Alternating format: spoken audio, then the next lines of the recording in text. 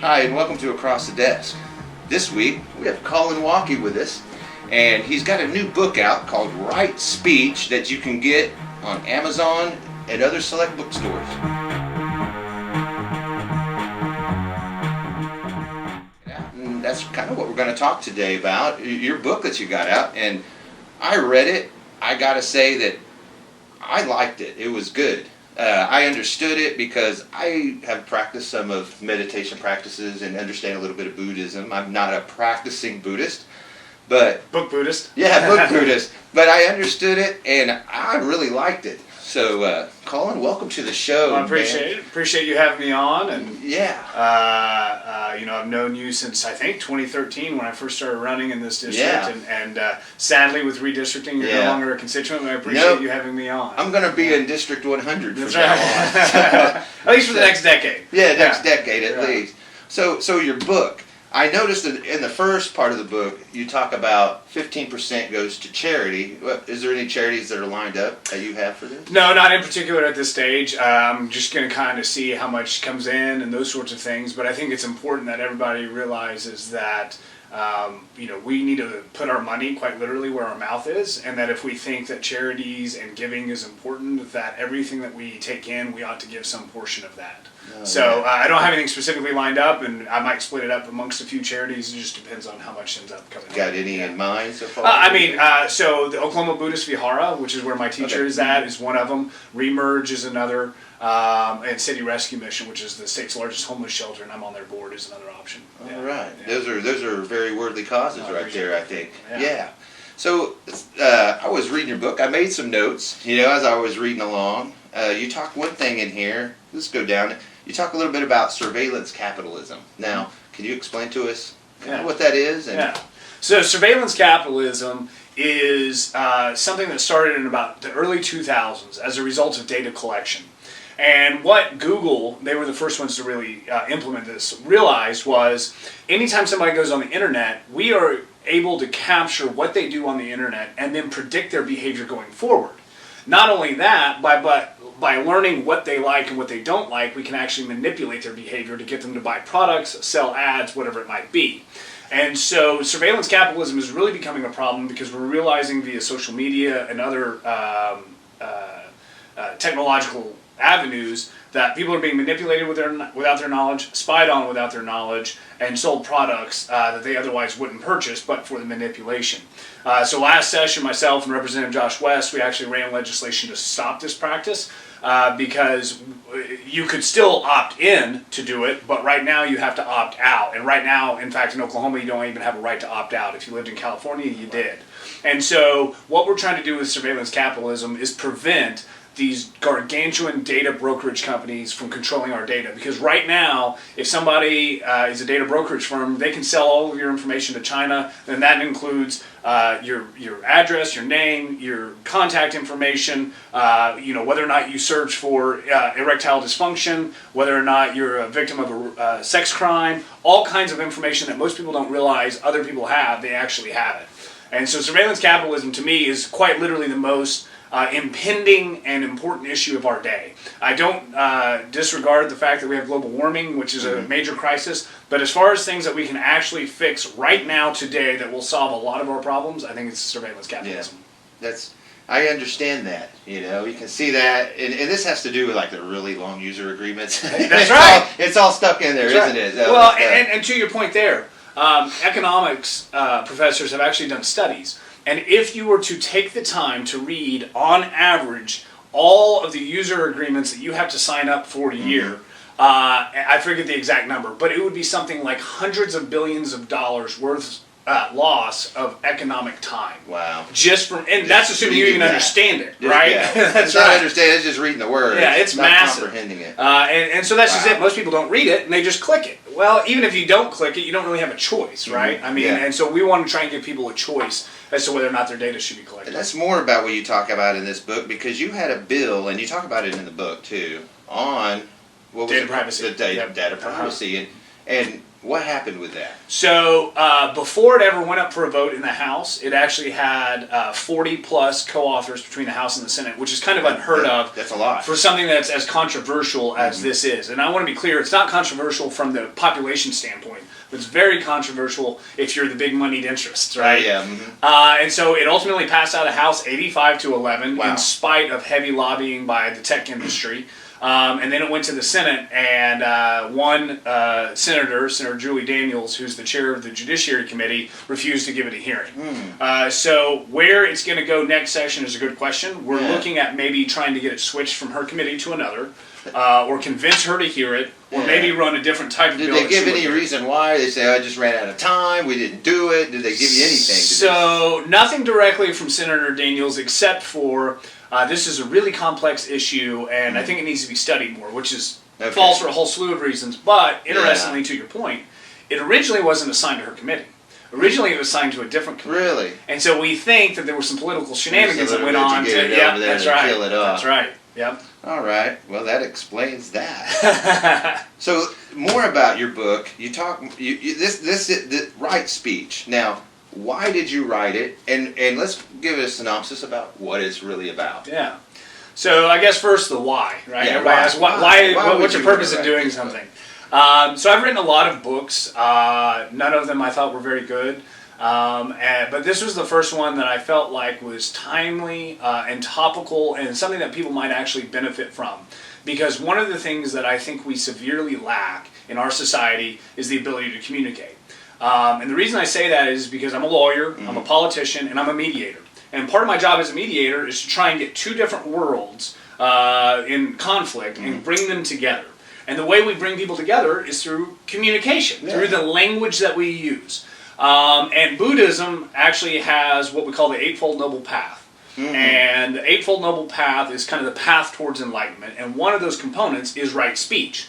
And so I figured, well, if we need to improve our communication, maybe a good way to start that is by looking at the way Buddhists suggest that you speak.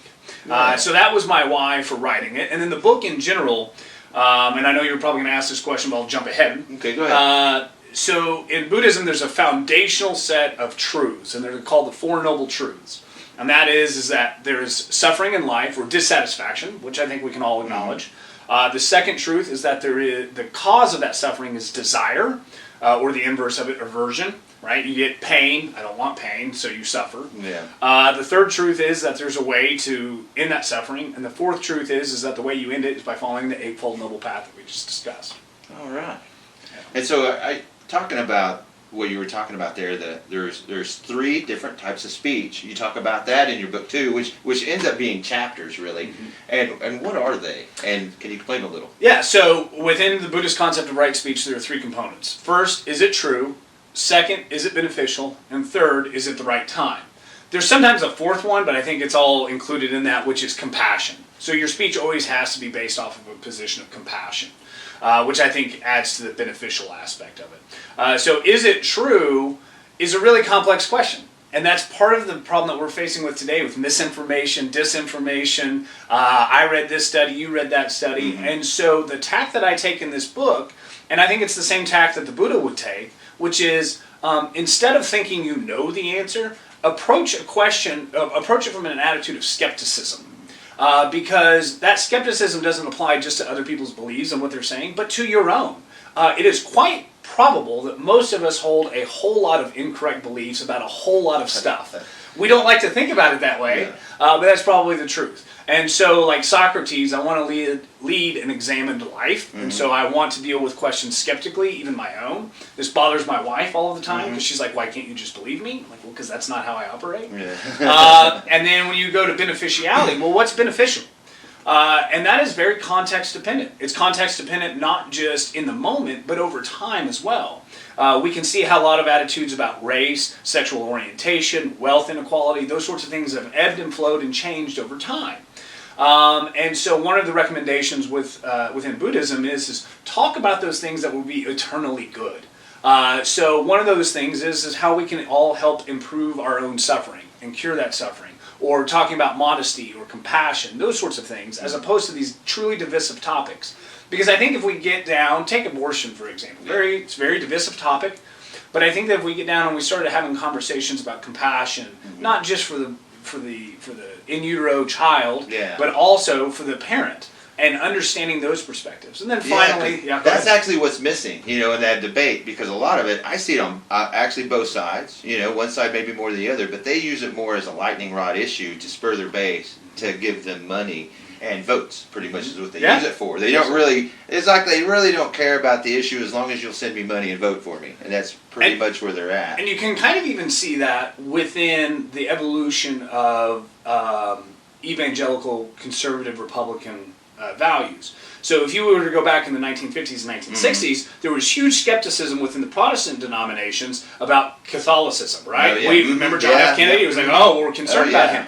But then once Roe v. Wade really became the dividing line, the values that Protestants had that were skeptical about Catholics, they dropped it and they embraced them. They said, great, we can all be pro-life and fight for the same cause. And so that's part of it. Values change over time. Motivations change over time. I try and make that point because oftentimes we put these harbingers around Republicans' necks or Democrats' necks of what happened 100 years ago. I hear people all the time say, well, Republicans can't be racist because Abraham Lincoln was a Republican and he freed the slaves, right? Well, that was 150 years ago. That was a long time ago. That's different Republican Party than what we're dealing with today. Several generations in the past. That's right. That's right. Our grandparents didn't even know those people. So that's right.